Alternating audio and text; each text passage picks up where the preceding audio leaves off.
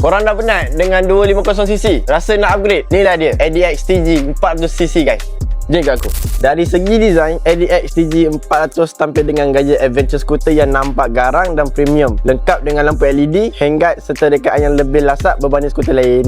Motor ni didatangkan dengan 399cc liquid cool single piston tau guys, dan mampu menghasilkan 34 horsepower. So mana yang korang nak buat touring, nak pergi daily ride, yang nak pergi Thailand tu pun sangat-sangat sesuai lah untuk korang. Ok geng, dari segi keselamatan pula, ADX TG 400 ni hadir dengan sistem ABS dan traction control system yang bantu korang untuk mengurangkan risiko tayar hilang cekaman, terutamanya ketika jalan basah. Okay, untuk bahagian meter pula, meter dia menggunakan paparan TFT yang moden dan mudah dibaca.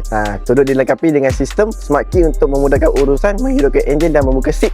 Okey, daripada tempat seat dia pula, seat dia ni datangkan dengan 32 liter. So kalau korang nak letak helmet, nak letak baju hujan, nak letak apa-apa pun, insyaAllah guys, muat. Daripada segi tangki minyak dia pula, motor ni datangkan dengan 13 liter. So kalau korang nak pergi jalan-jalan jauh, nak pergi ride, nak pergi buat ulang alik kerja, memang sangat-sangat sesuai.